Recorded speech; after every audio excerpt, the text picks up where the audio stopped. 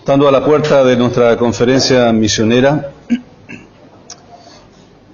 tuve el deseo de preparar un mensaje que tenga que ver también con la obra misionera, y durante varios días estuve pensando acerca de las voces de Dios, las voces de Dios, y este es el título de este mensaje en esta mañana.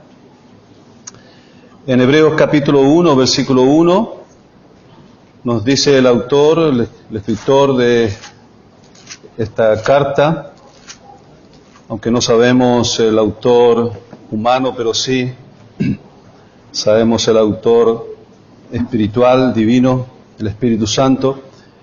Y comienza esta carta diciendo una verdad tan importante que necesitamos nosotros entender, no solamente la iglesia, sino también el ser humano, el mundo entero. Dice así el versículo 1 de Hebreos capítulo 1, Dios, habiendo hablado muchas veces y de muchas maneras en otro tiempo a los padres por los profetas, en estos postreros días nos ha hablado por el Hijo, a quien constituyó heredero de todo y por quien asimismo hizo el universo. Dios, habiendo hablado muchas veces y de muchas maneras. Llama la atención esto, que Dios constantemente está hablando. Dios constantemente, en una manera deliberada e intencional, está queriendo comunicarse contigo y conmigo. Él está constante y permanentemente intentando comunicarse con la raza humana, con el mundo entero. Por eso las voces de Dios necesitamos identificarlas, y hay distintas maneras en que Dios nos habla, y puede ser las voces de Dios o los voceros de Dios, podría llamarse este título también, los voceros de Dios, aquellos que transmiten la voz de Dios. Y vamos a considerar en esta mañana 4 voces que Dios ha usado y sigue usando para comunicarse con nosotros. Vamos a enfocarnos en el libro y en la historia de Jonás como una ilustración de esta gran verdad acerca de las voces de Dios y la manera en que Dios desea intencionalmente comunicarse con nosotros los seres humanos. Vamos a Jonás, entonces. Jonás está por ahí en el Antiguo Testamento. Son solo 2 páginas después de Génesis, antes de Mateo. ¿Ya está? Vamos a leer el primer capítulo. Dice así la palabra del Señor. Jonás, capítulo 1, versículo 1. Vino palabra de Jehová a Jonás, hijo de Amitai, diciendo: levántate y ve a Nínive, aquella gran ciudad, y pregona contra ella, porque ha subido su maldad delante de mí. Y Jonás se levantó para huir de la presencia de Jehová a Tarsis, y descendió a Jope, y halló una nave que partía para Tarsis, y pagando su pasaje entró en ella para irse con ellos a Tarsis, lejos de la presencia de Jehová. Pero Jehová hizo levantar un gran viento en el mar, y hubo en el mar una tempestad tan grande que se pensó que se partiría la nave. Y los marineros tuvieron miedo, y cada uno clamaba a su Dios. Y echaron al mar los enseres que había en la nave para descargarla de ellos. Pero Jonás había bajado al interior de la nave y se había echado a dormir.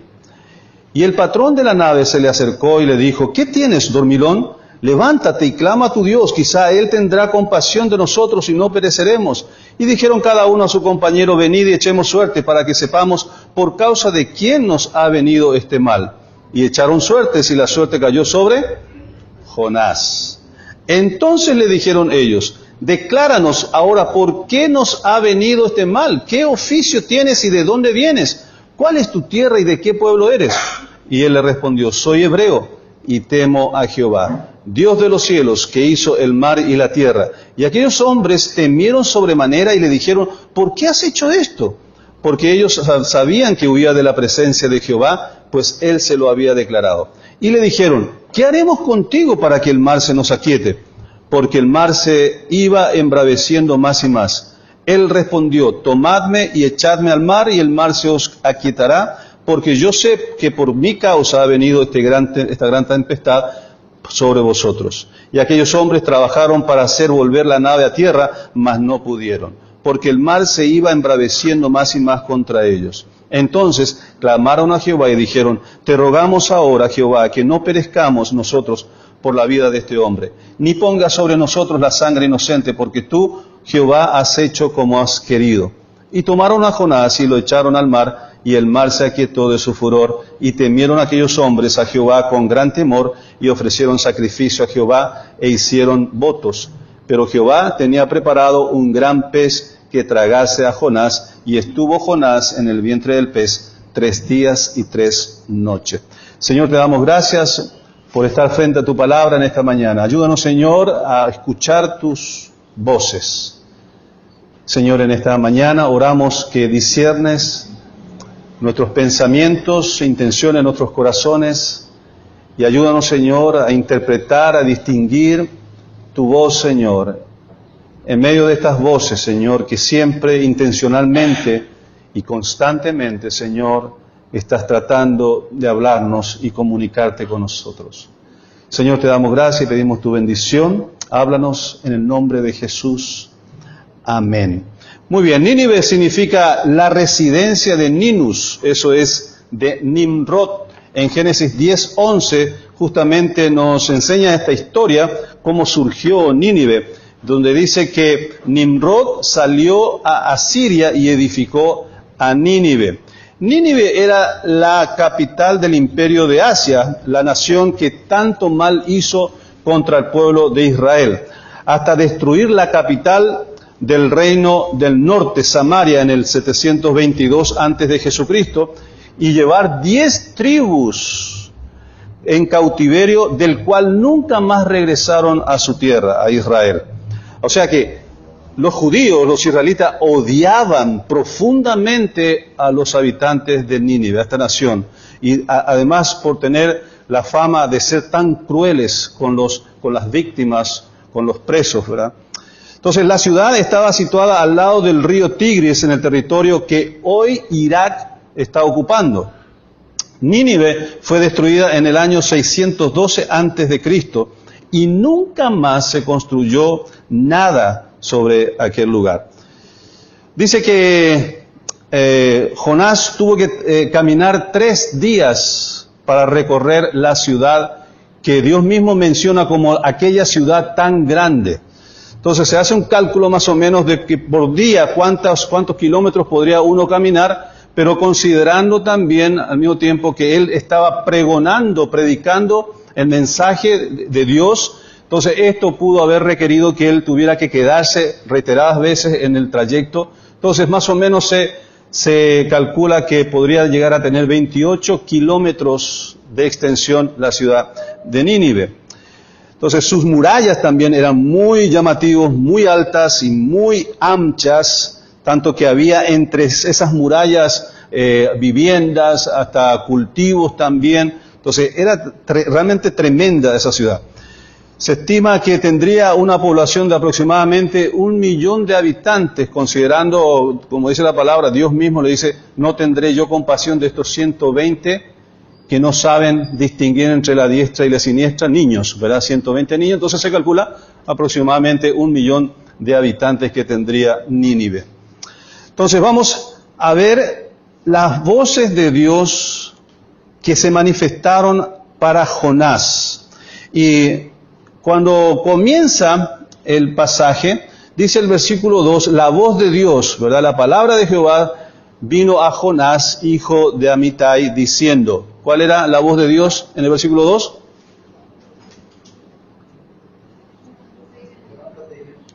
Muy bien, levántate, ve y más adelante, ve a Nínive y pregona. Esta era la voz de Dios, este era el mandato de Dios. Fácil de entender, fácil de interpretar. ¿O hay algo que pueda confundir en este mensaje, en esta voz de Dios? No, ¿verdad? para Jonás era totalmente claro y directo. Por esa razón, él tuvo una reacción contraria y negativa, considerando el odio y el rencor que él tenía en su corazón contra el pueblo de Nínive. Entonces no hay nada que confundirse aquí. Ve y pregona lo que es mi mensaje de juicio contra la maldad que se ha levantado de Nínive a mi presencia.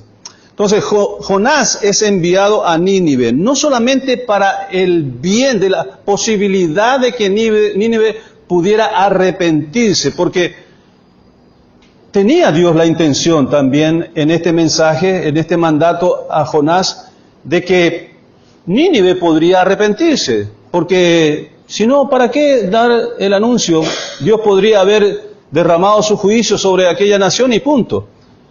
Pero había una intención de parte de Dios al anunciar este mensaje de juicio, es que el pueblo de Nínive llegara al punto de tener temor y arrepentirse. Más adelante, Jonás declara justamente esta verdad, diciendo él mismo: yo sabía que tú eres un Dios misericordioso, porque nosotros como pueblo lo hemos experimentado. ¿Cuántas veces te hemos airado, Señor? Te hemos ofendido, te hemos insultado, pero de esta vez tú has tenido de nosotros misericordia cuando veníamos a ti arrepentidos de verdad. Esto es lo que vas a hacer también con Nínive, y yo no quiero que esto pase. Yo no quiero que Nínive sea salvada. Quiero que sea destruida por tu juicio. Y si no voy, tu juicio vendrá sobre esa nación y no tendrán la oportunidad de arrepentirse. ¡Wow! Este era el patrón mental de Jonás. Este era el pensamiento de Jonás. Pero la voz de Dios era sencilla, clara y directa. Vamos a ver la primera voz o el primer vocero de Dios. Obviamente que es su palabra, su espíritu. El Espíritu de Dios incansablemente sigue hablando a través de los meses, de los años y de los siglos, a través de la historia humana. Constante, intensa y profundamente sigue hablando Dios a través de su palabra y de su Espíritu Santo, no solamente al mundo incrédulo, sino también a su pueblo,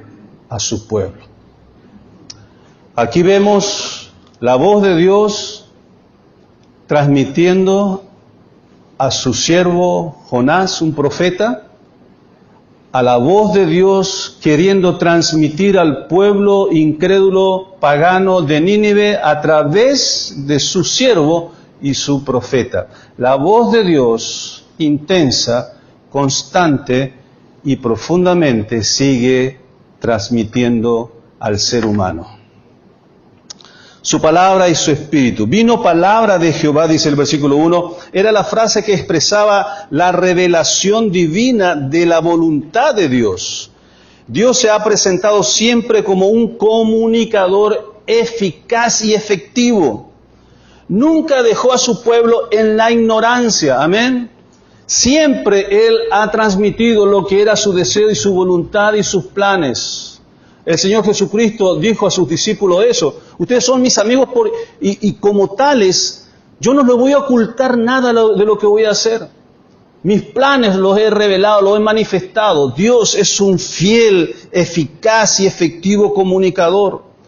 No hay nada que Él no esté comunicando en cuanto a sus planes y su voluntad.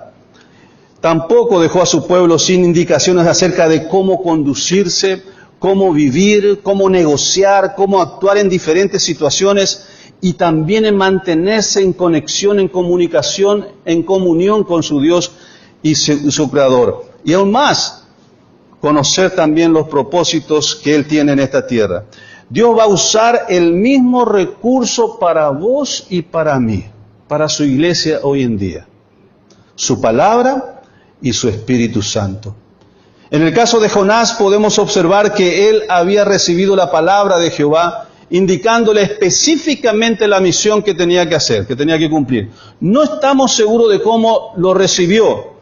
Puede ser por medio de un sueño, una visión o la misma palabra audible de Dios para él. o pudo haber sido a través de otro profeta. No sabemos, no indica este detalle. Cualquiera haya sido el caso, Jonás tenía muy bien en claro las indicaciones y la orden que le dio el Señor. Frente a esta voz, y como en cualquiera de las voces de Dios, existe una demanda, que es la demanda del retorno.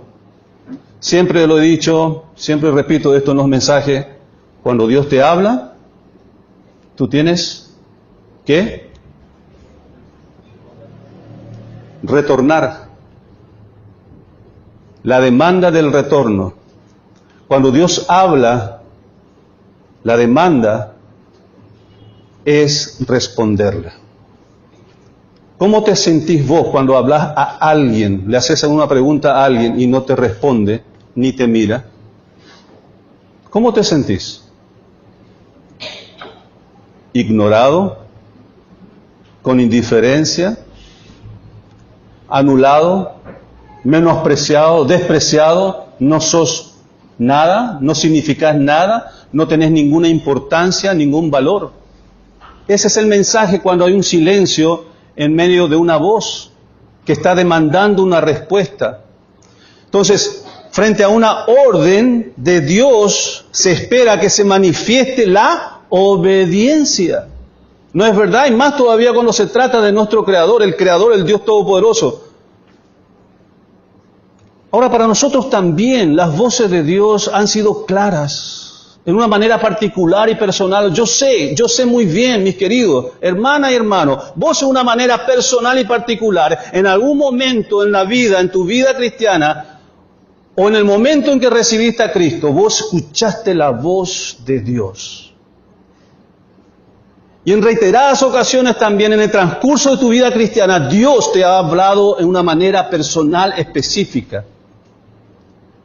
Y quizás en alguna obstinación también por algún pecado, has oído la voz de Dios, vez tras vez, llamándote la atención y diciéndote, arrepiéntete, cambia, deja de hacer eso, vuelve a mí, consagra tu vida, entrégate. ¿Cuántas veces Dios ha hablado así de una manera personal contigo y conmigo?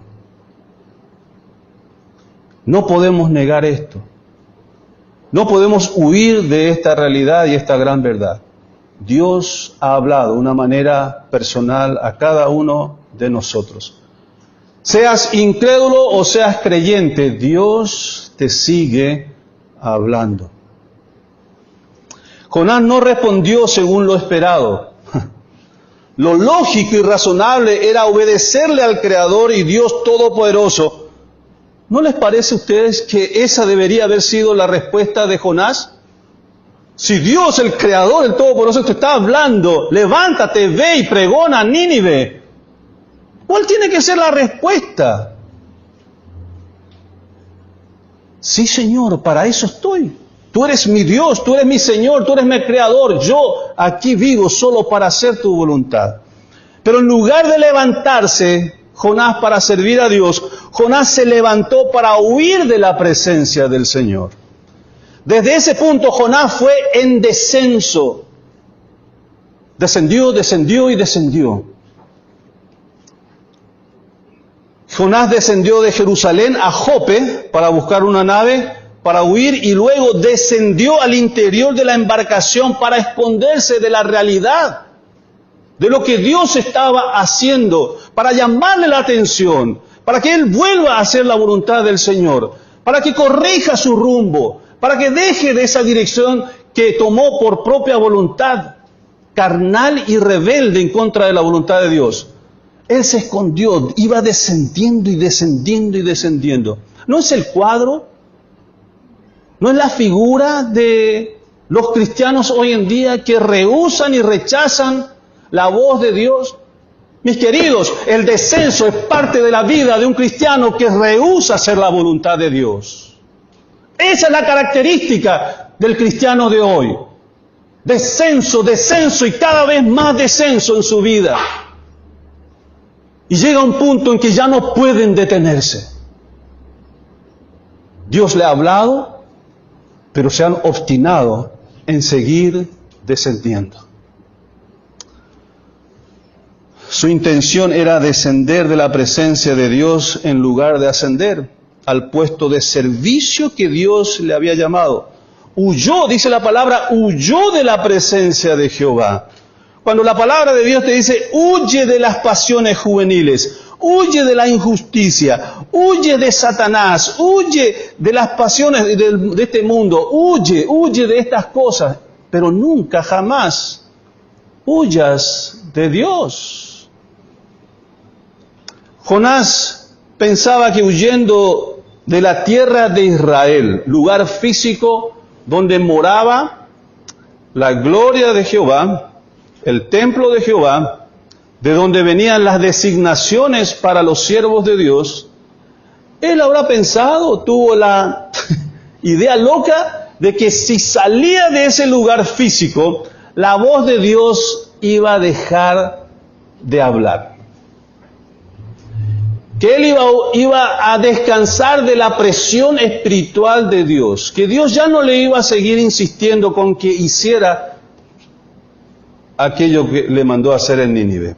Tuvo esa idea loca de que Dios iba a callarse ya en otro lugar, no iba a hablar más. Yo creo que él sabía muy bien lo que dice Salmo 139, versículos 7 al 10. Si alguien puede leerlo, por favor. 139 Salmos, versículos 7 al 10. Rápidamente, alguien lo lea. Puede leerlo. ¿A dónde miré de tu espíritu? ¿Y a dónde huiré de tu presencia? Si subiera a los cielos, allí estás tú. Y si en el Seol hiciere mi estrado, he allí tú estás. Si tomara las alas del alba y habitara en el extremo del mar, aún allí guiara tu mano y me asirá tu diestra. Muy bien. ¿Jonás conocía esta verdad? Era profeta de Dios.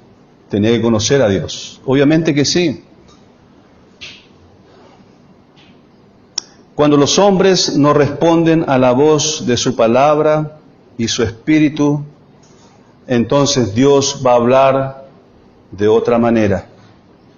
A través, en segundo lugar, de sus siervos, de los profetas, aunque entendemos que el ministerio de profecía, de profetas, ya no es vigente, pero esta función pasa a ser para los líderes, siervos de Dios, misioneros, pastores, que están al frente de la obra de Dios hoy en día. Pero sí, Dios habla a través de sus voceros, que son humanos, pero elegidos y llamados por Él. Escuchamos el domingo pasado al pastor Iván hablando acerca del llamado de Dios del pastorado. En Hebreos capítulo 1, versículo 1, nos confirma esta verdad en forma muy clara. Cuando su palabra y espíritu no son oídos, Él enviará siervos. En Jonás vemos que él mismo fue un profeta elegido por Dios para llevar un mensaje a Nínive que resultó finalmente en la conversión, algo que no quería, ni esperaba, ni deseaba Jonás, en la conversión de todo el pueblo de Nínive. Pero el ejemplo de Jonás, aunque él mismo era el profeta enviado, no quiso obedecer para dar la noticia de juicio. Vamos a Jeremías capítulo 44. Jeremías 44.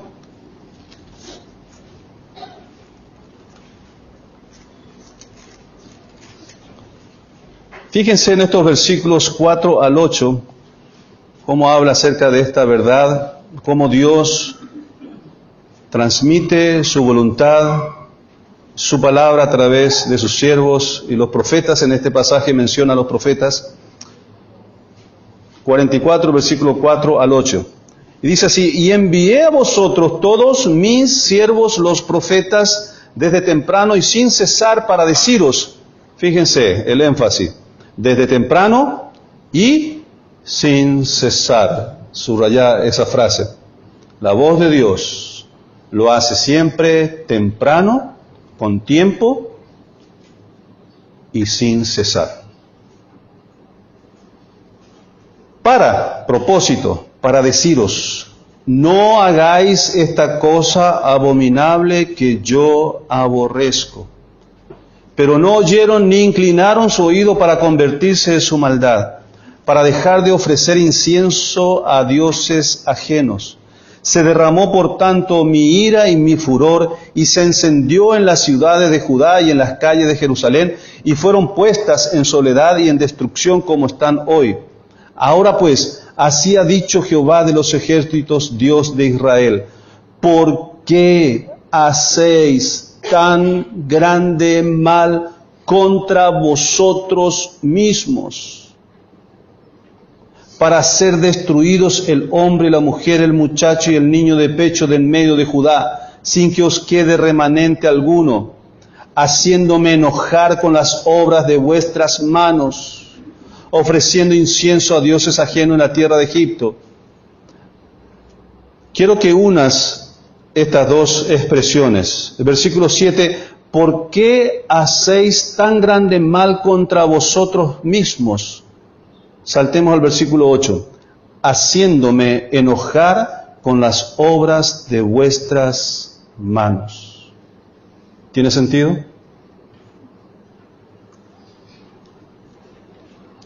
¿Por qué hacéis tan grande mal contra vosotros mismos, haciéndome enojar con las obras de vuestras manos?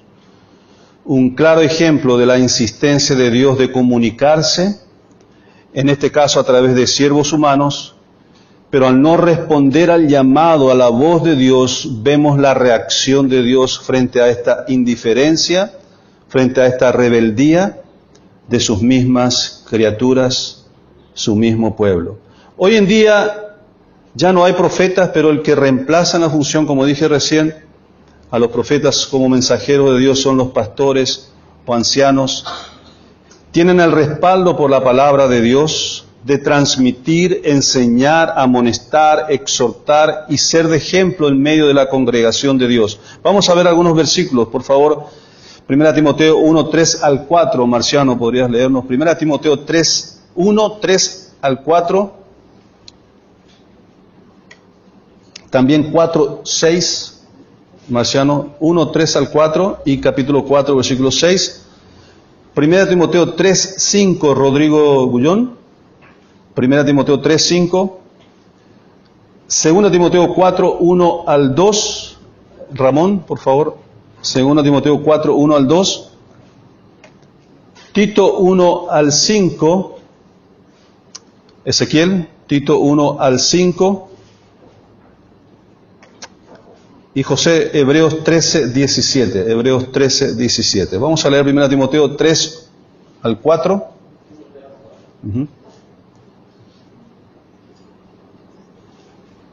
Dice, como te rogué que te quedases en Éfeso cuando fui a Macedonia, para que mandases a algunos que no enseñen diferente doctrina, ni presten atención a fábulas y genealogías interminables que acarrean disputas, más bien que de edificación que después ve. Así te encargo ahora. 4:6. 4:6. Si esto enseñas a los hermanos, si esto enseñas a los hermanos, serán vuestros ministros de Jesucristo, nutrido con la palabra de fe y de la buena doctrina que has seguido. Muy bien, el encargo aquí para Timoteo, que era pastor, un siervo de Dios, era la enseñanza, la buena enseñanza, la doctrina de la Escritura a la iglesia. Y si enseñas esto, será un buen ministro, un buen siervo de Dios. 1 Timoteo 3, 5. Pues el que no sabe gobernar su propia casa, ¿cómo cuidará de la iglesia de Dios? Muy bien.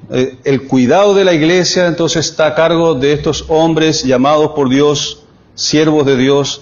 2 Timoteo 4, 1 al 2. Te encarezco delante de Dios y del Señor Jesucristo, que juzgará a los vivos y a los muertos en su manifestación y en su reino.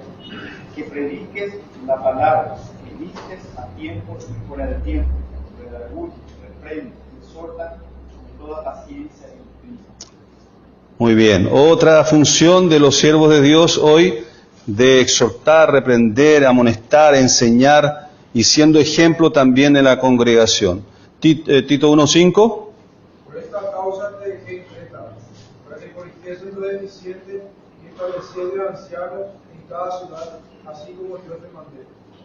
Muy bien. También la tarea del pastor, del siervo de Dios, es corregir, poner disciplina en la congregación, orden en la vida de la congregación de la iglesia, corregir lo deficiente. Esto significa confrontar los malos estilos de vida que llevan muchos hermanos. Hebreos 13:17. Obedeced a vuestros pastores sujetados a ellos, porque ellos velan por vuestras almas, como quienes han de dar cuenta, para que lo hagan con alegría, y no quejándose, porque esto nos es provechoso. Muy bien, habla acerca de la sumisión a estos siervos de Dios, llamados por Dios para corregir, para enseñar, para disciplinar y poner la disciplina de Dios en la iglesia. En Jeremías 3:15-17 dice la palabra: os daré pastores según mi corazón, que os apacienten con ciencia y con inteligencia.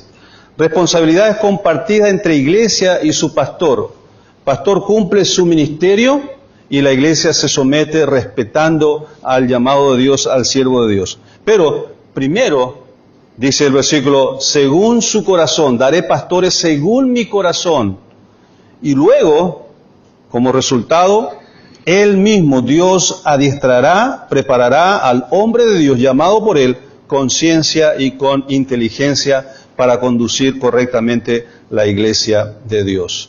Hay algunos extremismos que quiero mencionar en la relación pastor e iglesia. El domingo pasado escuchamos varias enseñanzas sobre las responsabilidades del pastor, el desafío que tiene un pastor, pero hoy quiero mencionar algo también con respecto a la iglesia, teniendo en cuenta que los siervos de Dios son parte también de la voz de Dios, los voceros de Dios. En primer lugar, un extremismo que se da mucho es que iglesias no ven a los pastores como un siervo llamado en forma especial por Dios. Hay un extremismo en este sentido. Lastimosamente, hay mala fama que corre, ¿verdad?, en las noticias, en todas partes, en todas las redes, ¿verdad?, de llamados pastores, ¿verdad?, que hacen locuras. Pero escuchamos el domingo pasado, ¿quiénes son realmente los verdaderos pastores? Si hay algo que debe caracterizar a los pastores es que anhelan el obispado y que llevan una vida también de sumisión a la autoridad de la palabra de Dios, llevando a la práctica sus propias enseñanzas, la misma palabra de Dios. Entonces, hay un extremismo en este sentido. Lamentablemente, iglesias no ven a los pastores como un siervo llamado en forma especial por Dios, y por el otro lado también pastores que se aprovechan de las iglesias para afirmar y conseguir sus ambiciones egoístas y también ser autoritarios en la congregación. Hay para esta situación algo muy claro de parte de la palabra de Dios, que no tienen que gobernar con señorío, sino como ejemplo de la grey. Otro extremismo es que iglesias que confunden los requisitos para el siervo llamado por Dios. Hay una confusión con respecto a los requisitos para el llamado de Dios. Y también los pastores que enfatizan requisitos que no son bíblicos. Vamos a 1 Timoteo, capítulo 3, que es el pasaje donde menciona justamente estos requisitos de los pastores.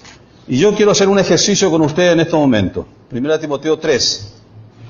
Quiero que te imagines, no sé si estás anotando ahí, puedes hacerlo, dividí 3 columnas. En la primera columna pone allí moral, característica moral, o sea, vamos a hablar de características del hombre, del siervo de Dios llamado por Dios. Característica moral, ponele en la primera columna, segunda columna habilidad, y la tercera columna conocimiento teológico. Conocimiento teológico. Vamos a leer capítulo 3, versículo 1 en adelante. Palabra fiel, si alguno anhela obispado, buena obra desea. Pero es necesario que el obispo sea irreprensible. ¿Dónde colocas irreprensible en estos 3? Moral. Marido de una sola mujer. ¿Dónde colocas esto? Sobrio. ¿Dónde? Moral. Prudente. Decoroso. Hospedador. apto para enseñar.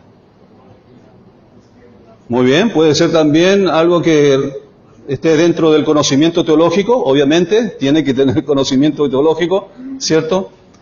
No precisamente tiene que estar en una facultad teológica o pasar por un seminario teológico, pero tiene que conocer la palabra de Dios. ¿Bien?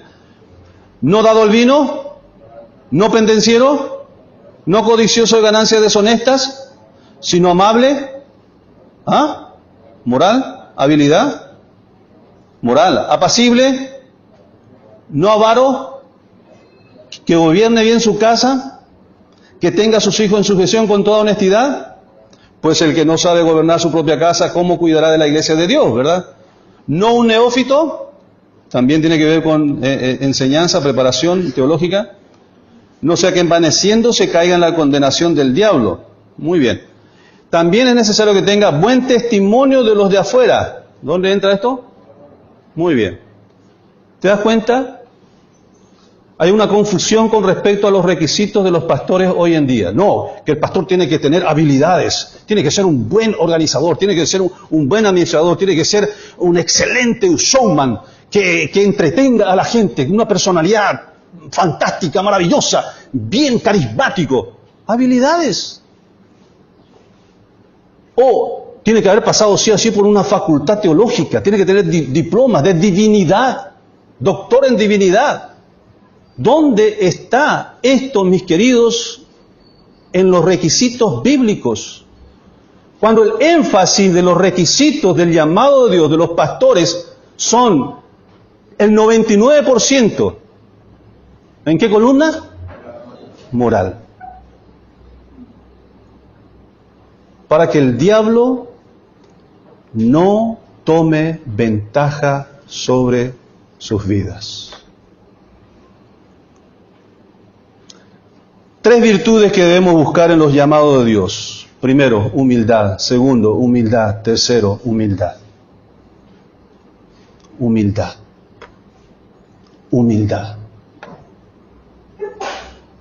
Estos son los 3 requisitos y virtudes para un siervo de Dios. Humildad. Las funciones, predicar la palabra y orar, Hechos 6:2, para que nosotros podamos seguir atendiendo la palabra de Dios, la predicación de la palabra y la oración. Dennos hombres que puedan ayudarnos a la atención del resto de las cosas del ministerio de la iglesia. Cuidar la grey, Hechos 20:28, Dios nos ha puesto a los líderes, los pastores, para cuidarles de la grey, corregirlos, amonestarlos, exhortarlos, animarles, enseñarles, cuidarlos. Gobernar, 1 Timoteo 5:17. Estos que gobiernan bien sean tomados como dignos de doble honor. 1 de Pedro 5, cuidado, pero que al estar gobernando no estén como señorío sobre la iglesia. Entonces todas estas cosas tienen que ver con el verdadero siervo de Dios, y la iglesia tiene que entender también esto, que Dios va levantando, llamando a estos siervos para este ministerio consagrado.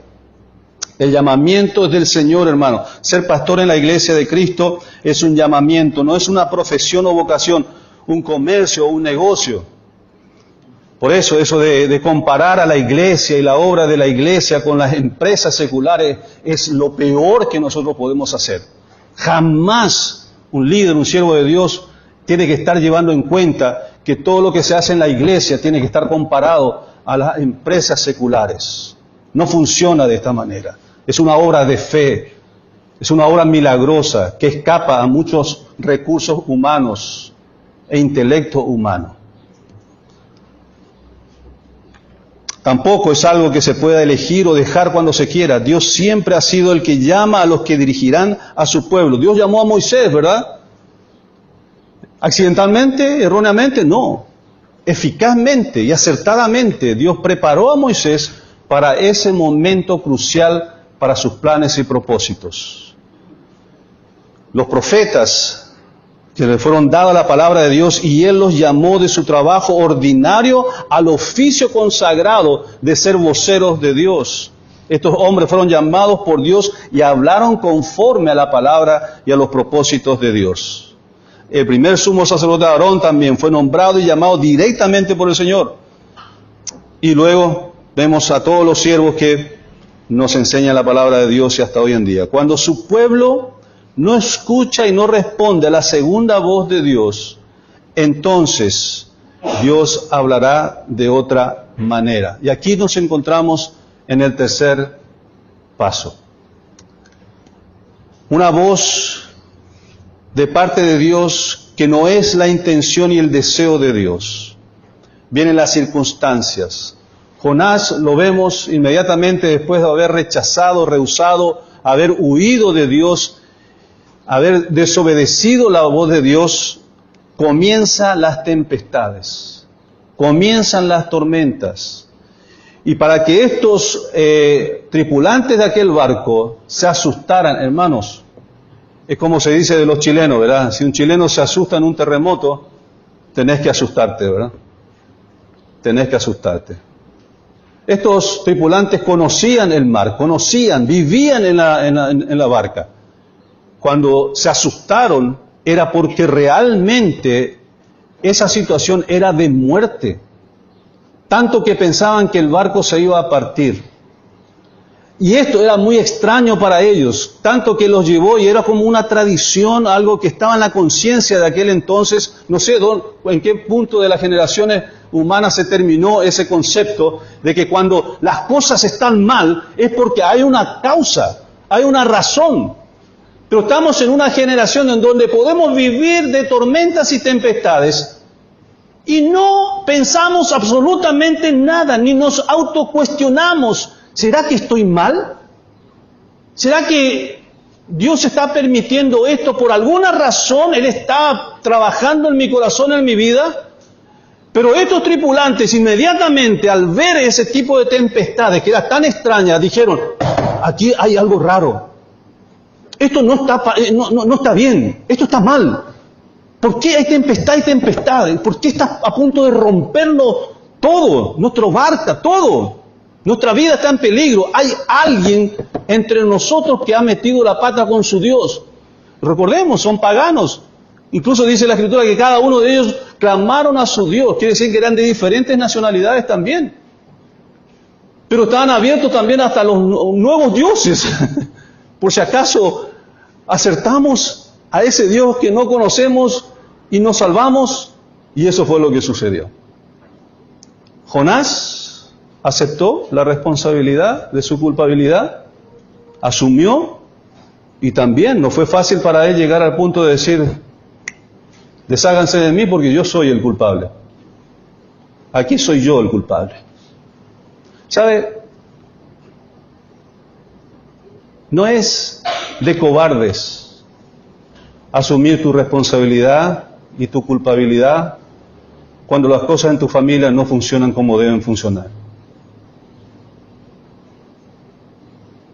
No es momento de aflorar tu orgullo y tu soberbia en ese momento. Si sos papá o mamá, tenés hijos, reconoce delante de tus hijos y pedirles perdón.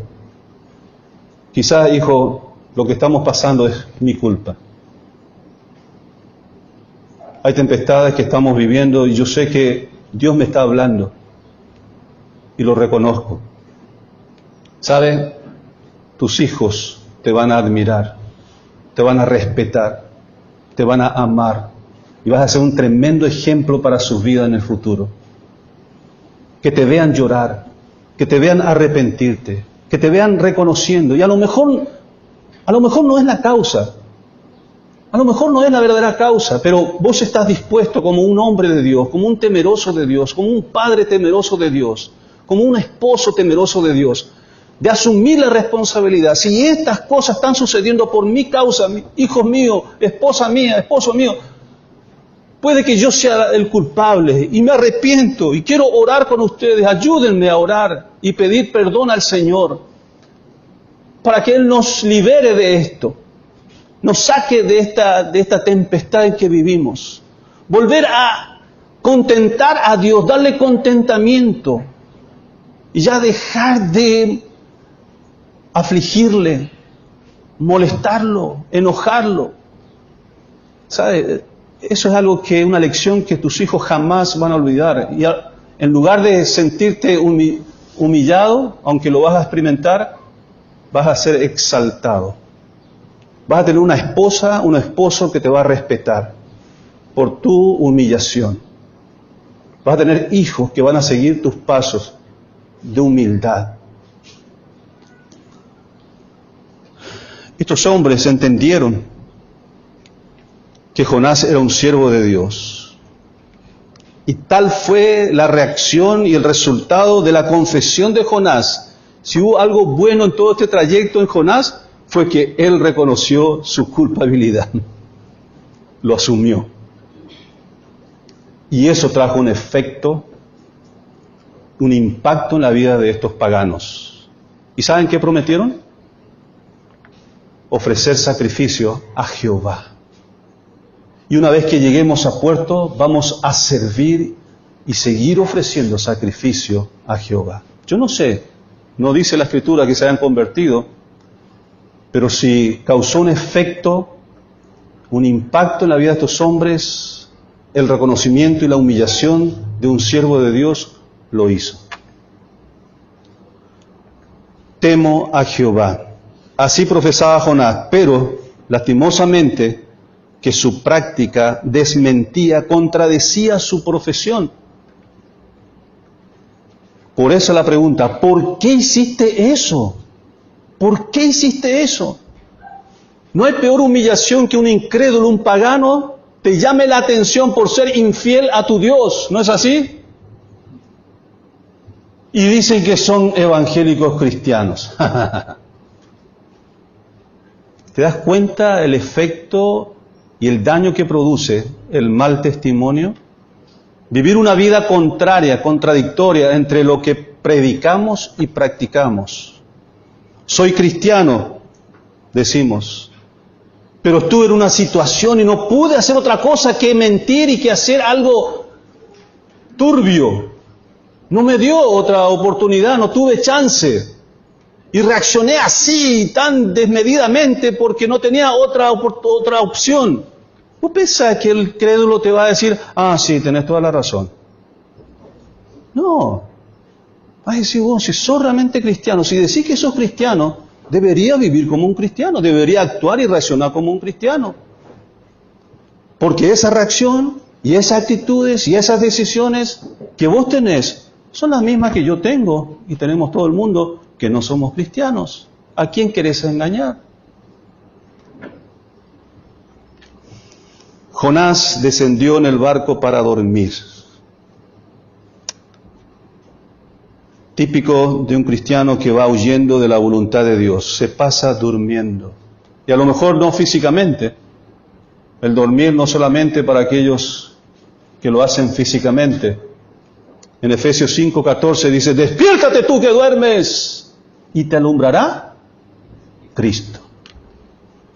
Despiértate tú que duermes y luego te alumbrará Cristo. Despiértate, despiértate. ¿Estás huyendo de la voluntad, de la voz de Dios? Despiértate. Es tiempo de despertar. Solo vos podés hacer eso. Es tiempo de despertar. Circunstancias, consecuencias de la desobediencia. Esta es la tercera voz o el vocero de Dios. El tercer vocero de Dios son las circunstancias, las consecuencias de nuestra desobediencia. A veces le llamamos luchas, a veces le llamamos pruebas, pero ¿qué te dice? Que a lo mejor podría ser una disciplina, un castigo de Dios. Tenemos que analizarlo, evaluarlo, cuestionarnos. Y por último, los incrédulos. ¿Sabes que los incrédulos también son una voz de Dios? Lo vimos aquí, ya mencionamos algunas cosas. No hay mayor humillación cuando los incrédulos te dicen cómo tiene que vivir y andar un cristiano. Y que te lo digan en la cara. Y vos decís que sos cristiano. Ellos Los tripulantes del barco intentaron evitar lanzarlo al mar, pero no tuvieron más opción que hacerlo. Trataron de llegar a tierra, pero no hubo caso. Y aquí vemos tres realidades interesantes. La primera, los paganos tuvieron más temor y visión espiritual que Jonás. ¿Sabes lo que mencionaron los tripulantes, los paganos? Tú, Jehová, has hecho como has querido. ¡Wow! Tú, Jehová, has hecho como has querido. Así ellos razonaron. En primer lugar, ellos razonaban de esta manera: que Jonás se haya embarcado con nosotros en este barco, que la tempestad se haya levantado justo cuando este hombre estaba con nosotros, que él haya sido descubierto por la echada de suerte, porque echaron suerte, ¿verdad? Llegó a Jonás. Y finalmente que Jonás haya confesado su pecado. Jehová, todo esto es obra tuya. Conclusión. Razonaron, pensaron, evaluaron y finalmente, Dios, tú has hecho como quisiste. Tu obra es esta. Pero hay cristianos, como dije recién, que pasan años y no logran descubrir que las trabas que tienen en su vida, las tempestades que pasan, fue provocado por pecados y desobediencias en el pasado, y no llegan a resolverlos completamente. Saben, hasta un incrédulo discierne esto. Y, segundo, los paganos tuvieron compasión de Jonás. Mientras él no tuvo compasión de los de Nínive, los paganos tenían compasión de Jonás. No querían lanzarlo al mar. Tercero, los paganos hicieron lo que el pueblo de Dios no hizo: orar y prometieron servir a Dios. Eso es lo que hicieron los paganos. Oraron y se comprometieron a servir a Dios. A veces las personas no cristianas nos avergüenzan por sus acciones que son más compasivos y correctas que nosotros que nos llamamos cristianos. ¿Pensaste alguna vez esto? Hay incrédulos que actúan de una manera mejor y con mayor compasión y con mayor sacrificio que yo, que me llamo ser cristiano. ¿No te causa esto incomodidad? ¿No te causa esto vergüenza? Debería causarnos esto, incomodidad y vergüenza. Pero esto es una triste realidad. Los paganos tuvieron más temor y visión espiritual, los paganos tuvieron compasión de Jonás, los paganos hicieron lo que el pueblo de Dios no hizo: orar y prometieron servir a Dios. Y finalmente los propósitos de Dios se cumplieron. Aunque después de pruebas y correcciones y castigos y disciplina, sufrimientos, Dios cumplió sus propósitos. Jonás termina predicando el mensaje de Dios al pueblo de Nínive. Nínive se convierte por completo y lastimosamente vemos a un profeta, un siervo de Dios, terminando esa experiencia enojado, molesto por la conversión de Nínive. Frutos del sufrimiento. Aquí vemos la oración de Jonás en el capítulo 2, en el vientre del pez, y se asemeja a varios salmos donde destacan y alaban la misericordia de Dios cuando ellos merecían la muerte. Esto muchas veces Dios lo ve como necesario en nuestras vidas: pasar por sufrimiento, pasar por circunstancias que nos aprietan, nos demandan, nos hacen sufrir, pero tiene como propósito el llevarnos a los pies de Dios, reconociendo y alabando su misericordia y sirviéndole con compromiso y entrega completa. Dice que finalmente el mar se aquietó cuando Jonás fue lanzado al mar. Aquí Dios da gracia al arrepentido, ¿verdad? Los paganos se arrepintieron, pidieron perdón. Aquí vemos a estos paganos disfrutando de la gracia de su arrepentimiento. También vemos a Jonás experimentando la gracia de Dios cuando fue expulsado del pez, del vientre del pez. Y también vemos a un pueblo, Nínive, experimentando la gracia de Dios por medio del arrepentimiento. Este, hermanos, es el final que Dios desea para cada uno de nosotros. Traernos quietud, traernos paz, traernos armonía y gozo en nuestros corazones, pero también corazones dispuestos para servirle, para comprometernos íntegramente a sus propósitos. Fíjense capítulo 3 otra vez de Jonás para finalizar. Capítulo 3, versículo 1. Inmediatamente después que fue vomitado Jonás de este gran pez, dice inmediatamente el versículo 1, vino otra vez palabra de Jehová por segunda vez. ¿Cuál era la voz de Dios en el primer capítulo? Levántate y ve a Nínive y pregona. ¿Cuál es el propósito de la segunda voz de Dios? ¿Ha cambiado? ¿Cuál es la reacción de Jonás ante la segunda voz de Dios? Y se levantó Jonás y fue a Nínive conforme a la palabra de Jehová. ¿Sabe? Hay una diferencia entre la primera voz y la segunda. La primera, Dios da definición de las razones y la causa del por qué Dios iba a derramar un juicio sobre Nínive. La segunda vez, Dios ya no da más estos detalles.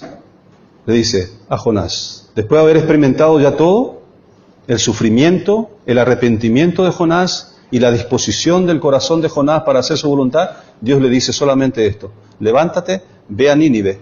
¿Y qué más dice? Y proclama en ella el mensaje que yo te diré.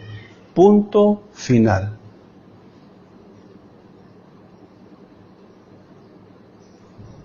Cuando un siervo, un hombre, una mujer que teme verdaderamente a Dios, ha llegado al punto en su vida de reconocer que nada puede hacer en este mundo sino obedecer a su Dios, entonces esta persona está lista para recibir un mensaje como este. Levántate y haz lo que yo te diga que harás. No hay cuestionamiento, no hay quejas, no hay lamentos. Estás listo, estás lista para obedecer, y aquellos que obedecen a Dios permanecen para siempre y son bienaventurados. Vamos a inclinar nuestros rostros.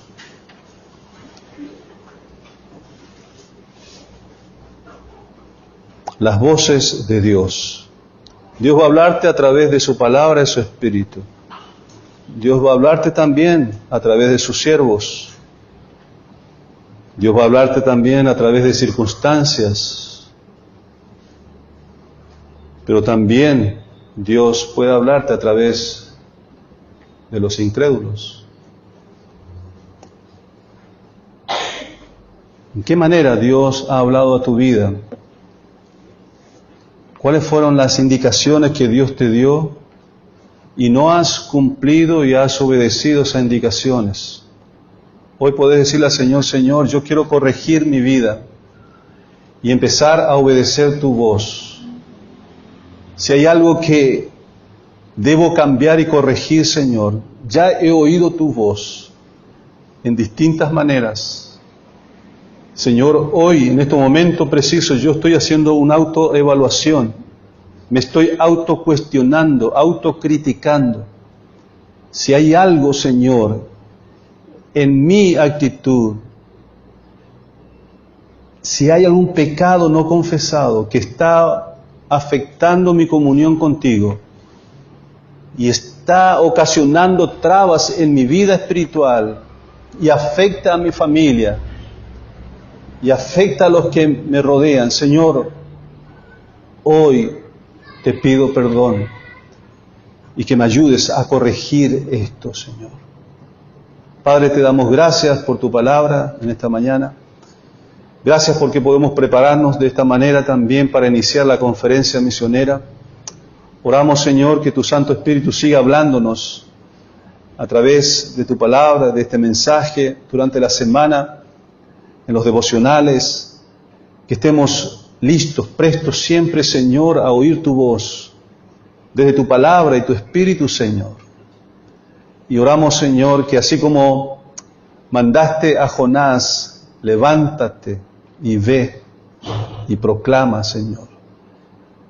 Tenemos también el desafío de la conferencia de levantarnos y pasar para tomar y alcanzar la tierra prometida. Señor, oramos que como iglesia vayamos dando pasos en nuestras vidas como iglesia para cumplir tus propósitos, Señor, y llegar hasta lo último de la tierra, Señor. Oramos en el nombre de Jesús. Amén.